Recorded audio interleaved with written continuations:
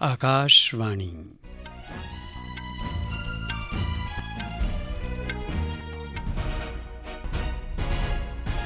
खबरां पंकज कोहली कोला।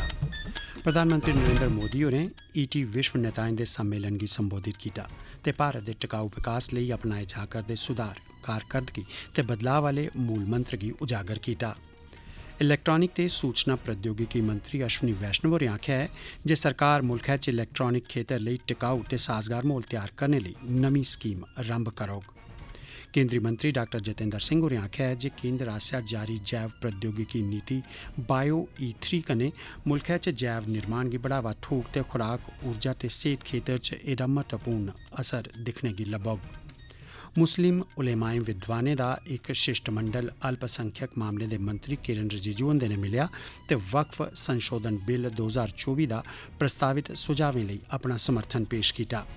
संयुक्त अरब अमीरात ने गैर कानूनी तौरा पर उत्थे रवा करदे लोकें लेई 2 म्हीने दा वीज़ा माफी कार्यक्रम शुरू कीता है, जेह्दे ने ऐसे लोकें गी बिजन जुर्माने या सज़ा दे उत्थुआं अपने मुल्ख परतोने च मदद थ्होग। पैरालंपिक खेड्डें च भारतीय निशानेबाज रूबीना फ्रांसिस ने महिलाएं दे 10 मीटर एयर पिस्टल SH1 दे फाइनल च कैंह् दा तगमा हासल कीता है। प्रधानमंत्री नरेंद्र मोदी होरें आखेआ जे भारत सभनें शा बद्ध मौके उपलब्ध करवाने आह्ला देश है। उनें देशै च कारोबारी सहूलत सुधार, स्थिर नीतिगत बवस्था ते उच्च वृद्धि दर दा बी वादा कीता। श्री मोदी होरें कल electronic times world leaders forum च रास पूंजी लाने आह्लें गी नवाचार, बेहतर कारकरदगी, सकारात्मक पैह्ल ते उच्चे म्यार आह्ले उत्पादन दा संकल्प लैने दी अपील कीती। उनें गलाया जे केंद्र सरकारै अपने त्रिये कार्यकाल दी शुरुआत मजबूत इरादें, आसें मेदें ते भरोसे कन्नै कीती ऐ। श्री मोदी होरें गलाया जे रुट्टी दे हर मीज़ पर मेड इन इंडिया उत्पाद गी यकीनी बनाना उंदा संकल्प है। उनें गलाया जे उंदी सरकार सुधार, कारकरदगी ते बदलाव दे अपने मंत्र कन्नै लोकें दे जीन च बड्डा बदलाव लेआने च कामयाब रेही है। प्रधानमंत्री होरें गलाया जे 25 करोड़ शा बद्ध लोकें दे गरीबी थमां बाह्र निकलने करियै इक नमां मध्य वर्ग उभरेआ है, जेह्ड़ा कुसै होर दुए लोकतांत्रिक समाज च नेईं दिक्खेआ गेआ है। इलैक्ट्रॉनिक ते सूचना प्रौद्योगिकी मैह्कमे दे मंत्री अश्विनी वैष्णव होरें आखेआ है जे सरकार देशै च टिकाऊ इलैक्ट्रॉनिक पुर्जें दे निर्माण ते साजगार माहौल तैयार करने लेई नमीं स्कीम रंभ करोग। कल नमीं दिल्ली च ईटी वर्ल्ड लीडर्स फोरम गी संबोधित करदे होई श्री वैष्णव होरें आखेआ जे भारत च इस्तेमाल कीते जा करदे 99% शा बद्ध मोबाइल फोन देसै च गै बनाए जा करदे न। उनें गलाया जे इस ब'रे एप्पल अपना नमां फोन भारत च गै बनाग। श्री वैष्णव होरें आखेआ जे भारत च इलैक्ट्रॉनिक उपकरणें दा निर्माण 2013-14 च $29 अरब हा, जेह्ड़ा 2022-23 च बधियै $105 अरब तोड़ी पुज्जी गेआ है। केंद्र ने दूरसंचार अधिनियम 2023 दे शुरुआती नियम कायदें गी अधिसूचित कीता है। इनेंगी डिजिटल भारत निधि दा नां दित्ता गेआ है। एह् अधिनियम पैह्लके यूनिवर्सल सर्विस ऑब्लिगेशन फंड दी थाह्र लैग। अधिसूचना मुजब स्कीमें ते कार्यक्रमें दी अमलावरी करने आह्लें गी डिजिटल भारत निधि थमां रकम दित्ती जाग। एह्दे कन्नै दूरसंचार सेवां ग्राईं मोड़ें च ते वंचित वर्गें तगर पजाइयां जाङन। केंद्र सरकार ने अर्थव्यवस्था, पर्यावरण ते रोजगार सरबंधी जैव प्रौद्योगिकी नीति बायो E3 जारी कर दित्ती है। विज्ञान ते टैक्नोलॉजी मंत्री डॉक्टर जितेंद्र सिंह होरें कल नमीं दिल्ली च इस बारे गल्ल करदे होई आखेआ जे इस नीति कन्नै मुल्खै च जैव विनिर्माण गी बढ़ावा थ्होग ते खुराक, ऊर्जा ते सेहत खेतर पर महत्वपूर्ण असर पौग। एह् नीति निजी खेतर दी भ्याली कन्नै शुरू कीती जाग ते एह्दे कन्नै कम्म रोजगार दे मते मौके बी पैदा होङन। डॉक्टर जितेंद्र सिंह होरें आखेआ जे जैव विनिर्माण ते जैव फाउंड्री कन्नै देसै दी औने आह्ली जैव अर्थव्यवस्था गी बढ़ावा थ्होग ते आर्थिक विकास ते वृद्धि बी पर्यावरण दे अनुकूल होई सकोग। केंद्रीय मंत्रिमंडल ने बायो E3 नीति गी किश रोज पैह्ले 24 अगस्त गी मंजूरी दित्ती ही। मुस्लिम उलेमाएं विद्वानें दे इक प्रतिनिधिमंडलै कल अल्पसंख्यक कार्यमंत्री किरण रिजिजू ते संयुक्त संसदीय कमेटी दे प्रधान जगदम्बिका पाल हुंदे कन्नै मलाटी लाई। प्रतिनिधिमंडलै वक्फ संशोधन विधेयक च कीते गेदे प्रस्तावें गी समर्थन दित्ता।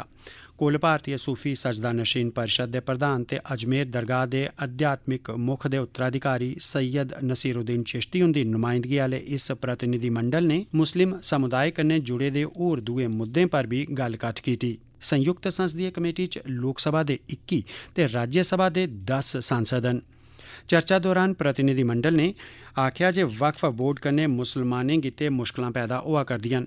उनें मेद प्रकट की जे कमेटी वक्फ बोर्ड करियै देश भर दिएं मसीतें गी पेश आवा'रदिएं मुश्कलें पर ध्यान देग। प्रतिनिधिमंडल ने मसीतें सरबंधी मामलें दे बेहतर प्रबंधन लेई एक बक्खरे दरगाह बोर्ड दी स्थापना करने दी मंग कीती। एह खबरां तुस आकाशवाणी परा सुना करदे हो। संयुक्त अरब अमीरात UAE ने वीज़ा माफी आह्ले 2 म्हीनें दे इक विशेष प्रोग्राम दी शुरुआत कीती है, जेह्दे ने उत्थे गैर कनूनी तौरा पर रवा करदे लोकें गी अपने आपै गी कनूनी तौरा पर उत्थे रवा'रदे नागरिकें गी बिजन कुसै सज़ा या जुर्माने दे उत्थुआं अपने मुल्ख परतोने या उत्थे रौह्ने लेई अपने आपै गी दर्ज कराने दा मौका हासल होग। इस कार्यक्रम दी अवधि 1 सितंबर कोला लेइयै 3 अक्तूबर तोड़ी रखी गेदी है। इस कार्यक्रम च संयुक्त अरब अमीरात च सैलसफा ते रेजिडेंसी वीज़ा सने ऐसे कुसै भी वीज़ा धारक गी अपनी स्थिति गी नियमित करने दा मौका थ्होग जेह्ड़े उत्थे गैर कनूनी तौरा पर कम्म करा करदे न पर उंदी वीज़े दी मियाद खत्म होई चुकी दी है। इस कार्यक्रम दी मदद कन्नै इनें लोकें गी बिजन जुर्माने दे मुल्ख छोड़ने दी इजाज़त थ्होई जाग। एह माफी उनें लोकें पर भी लागू होग जिंदा जन्म संयुक्त अरब अमीरात च होए दा ऐ पर उंदे कश सरकारी कागज पत्तर नेईं हैन। सीमा सुरक्षा बल BSF ते सरकारी रेलवे पुलिस ने गैर कनूनी तौरा पर घुसपैठ करियै त्रिपुरा च आई बढ़ने पर 7 बंगलादेशी नागरिकें ते 2 रोहिंगियें गी गिरफ्तार कीता है।